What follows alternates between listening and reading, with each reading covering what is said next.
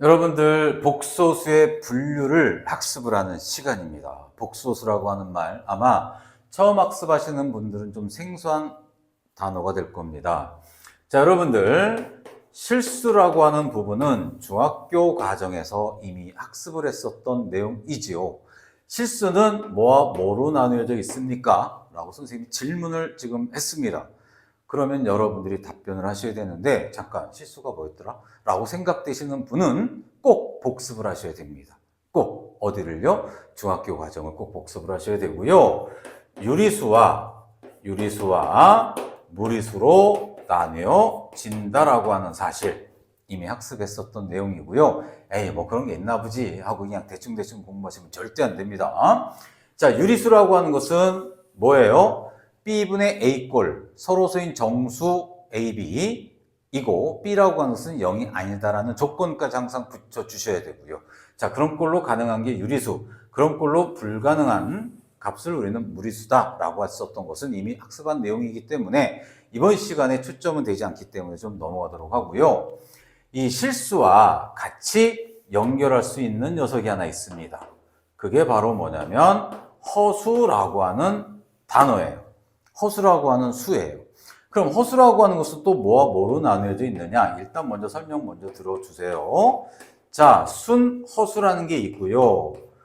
이게 무슨 말이야? 일단 그냥 들어주세요. 자, 순허수가 아닌 허수가 또 있습니다. 순허수와 순허수가 아닌 허수가 있대요. 자, 이게 도대체 무슨 말이냐면요. 우선 이 두 가지를 함께 쓸 수 있는 걸 우리는 복소수다라고 이야기를 합니다. 즉, 이 복소수라고 하는 이 수의 범위는요, 실수와 허수를 같이 분류를 할 수가 있다는 거예요. 복소수 범위 내에서.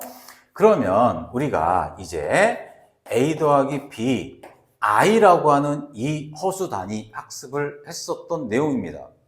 그러면 여기에요, A와 B는 실수다라는 조건도 꼭 써주셔야 되는데 잠깐만요. 선생님 나이가 몇 살일까요? 비밀입니다. 하지만 예를 들어서 30살이다 라고 한번 예를 들어 볼게요. 거짓말입니다. 자, 예를 들어서 30살이다. 그러면 선생님 나이가 몇 살이야? 했더니 30 플러스 0i살이에요. 라고 얘기를 해도 틀린 건 아닙니다. 하지만 일반적으로 이렇게 쓰진 않습니다. 자, 보세요 여러분들. A 플러스 BI가 복소수 표현 방법이라고 했었죠. 그럼 B가 0이라고 썼습니다. 그럼 0에다 I 곱해봤자 어차피 0입니다. 무슨 말씀이냐? 없는 거랑 똑같다는 얘기예요. 그럼 30이랑 똑같다는 얘기입니다.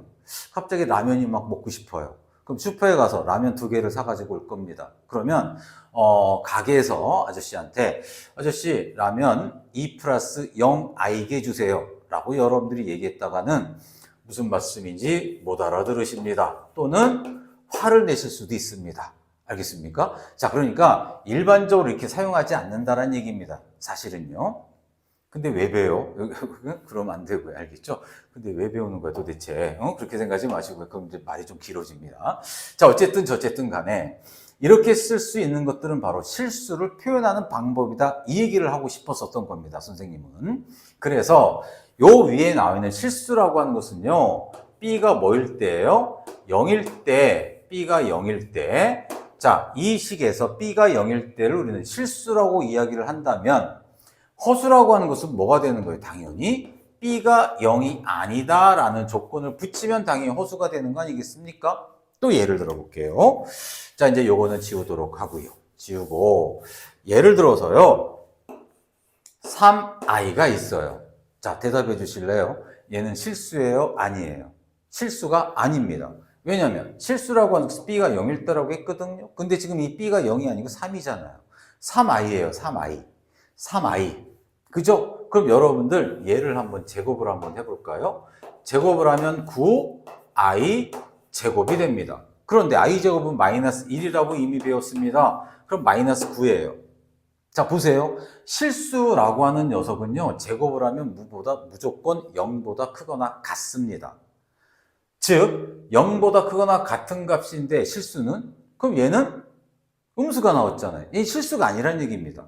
바로 뭐냐면 순허수가 되겠습니다.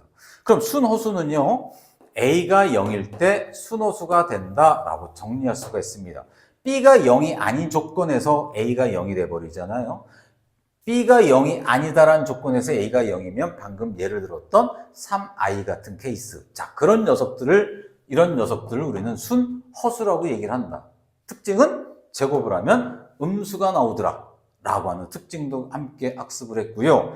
그렇다면 순허수가 아닌 허수는 도대체 뭐야?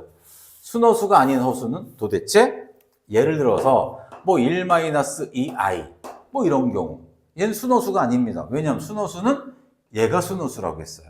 근데 이 녀석이 붙었어요. 즉 다시 말씀드려서 A가 0이 아니다라는 조건.